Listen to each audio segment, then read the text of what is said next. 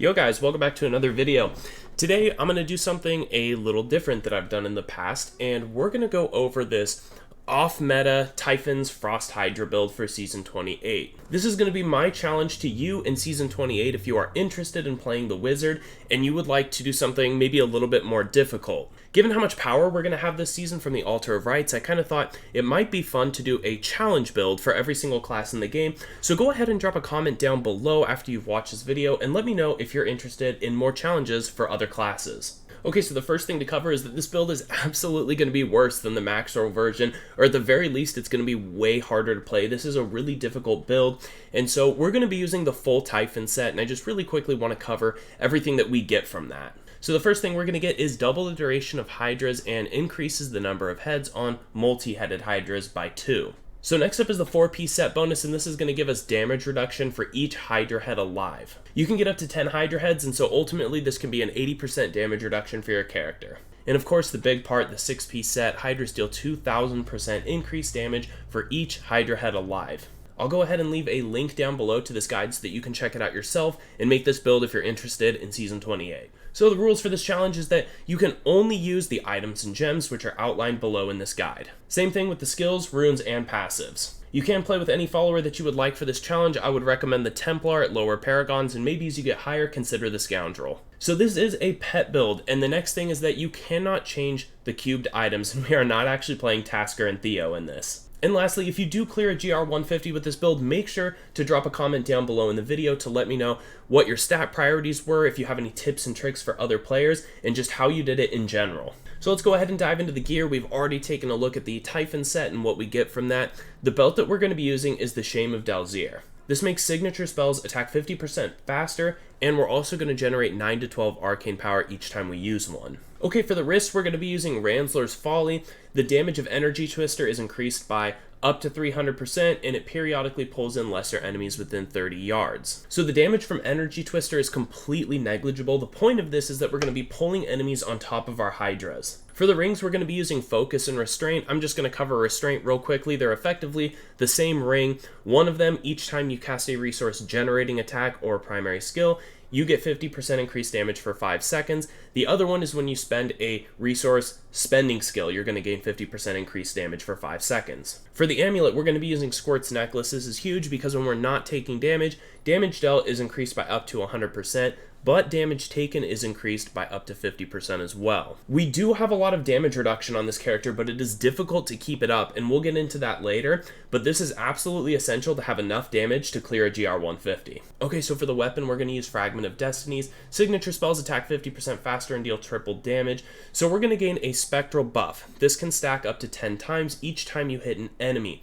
The damage of your Hydras is going to be increased for each stack that you're carrying. So for this build, you're going to want to stay engaged with enemies so that you can keep these stacks up so that your Hydras are doing massive damage. So for the offhand, we're not going to be using Winter Flurry like the typical Hydra build does. Instead, we're going to be using Orb of Infinite Depth. So each time we hit with our Explosive Blast, we're going to increase the damage that we do, and we're going to decrease the damage that we take. For the weapon in the cube, we're going to be using Serpent Sparker. You may have one extra Hydra active at a time, and Hydras deal 250 to 300% increased damage. For the armor slot in the cube, we're going to go with the Magistrate. Hydras now periodically cast Frost Nova and deal 250 to 300% more damage. And for our jewelry slot in the cube, we're going to go with the Convention of Elements, gain 150% to 200% increased damage to a single element for 4 seconds. So you're going to want to try to do all of your damage when you hit that Frost cycle. You're going to want to try to pull all the enemies in with that Energy Twister right as you're about to hit your Frost cycle and absolutely go off. For the legendary gems, we're going to go with Enforcer for increased pet damage,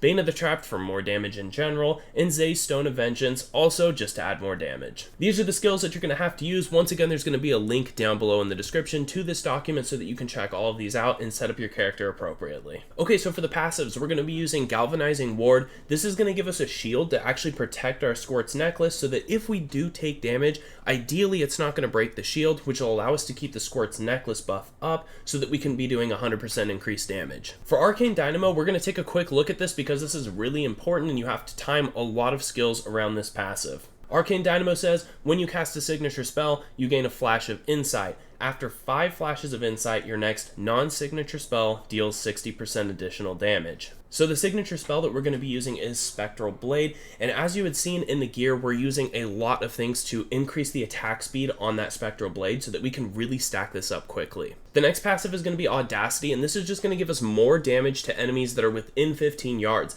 This build is actually going to play pretty close up because we're going to want to be using our Spectral Blades on enemies to get stacks up, and we're generally going to be in the action with this build, and so this passive is just free damage. And for the final passive, we're going to be using Illusionist. When we take 15% or more of our maximum health in one hit, we're going to go ahead and reset the cooldown on teleport and also gain a movement speed increase. And if you want, I do have some optional passive alternatives that you can check out for this build. Alright, so to quickly dive into some of the pros and cons for this build, first off, we have a really interactive playstyle. You are going to be hitting a lot of buttons and you have to time them very well. We also have fantastic toughness for this build. We get 2 different 80% damage reductions on our character, plus after we teleport, we get an additional 25%.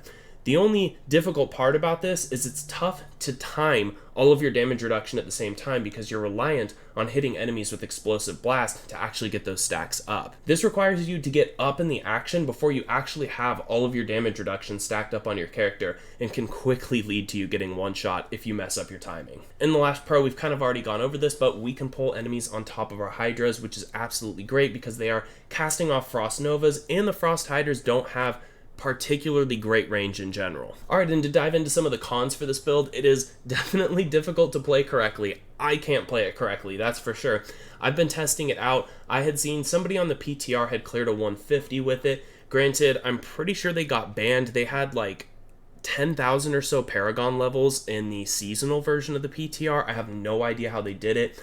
They had a 150 clear on the leaderboards on day 2, and then got removed by day 3 or 4, and so I'm not sure if they got banned or what the deal was with that. So next up on the cons is this can be really frustrating to learn how to engage with enemies. You have to time that Explosive Blast so that the moment you're engaging, that is going off so that you can stack up your damage reduction. If you mess that up, or if you go in at the wrong time and your Explosive Blast is not going off, or you don't already have stacks up on your Explosive Blast, you can absolutely get one shot. A lot of precise timing with pretty much all of your skills, and lastly, this is definitely worse than Tal Rasha's, which is why it is going to be a challenge. And the rest of this document is just going to kind of go over some tips and tricks for the build, and also to show you the buffs from your signature spells that you're going to want to look out for. Anyways guys, I'm just going to go ahead and put up some gameplay. I was running some GR 105s on the PTR, incredibly low. My gear was not particularly great, but it's definitely a challenge, and I hope that you give it a shot in Season 28. Let me know what you think of the build. Let me know if you like this kind of video and you want to have more class challenges for Season 28. Once again, be sure to drop a comment down below if you're able to clear a GR 150 in Season 28 by using this build. Thanks for watching guys, and enjoy the gameplay.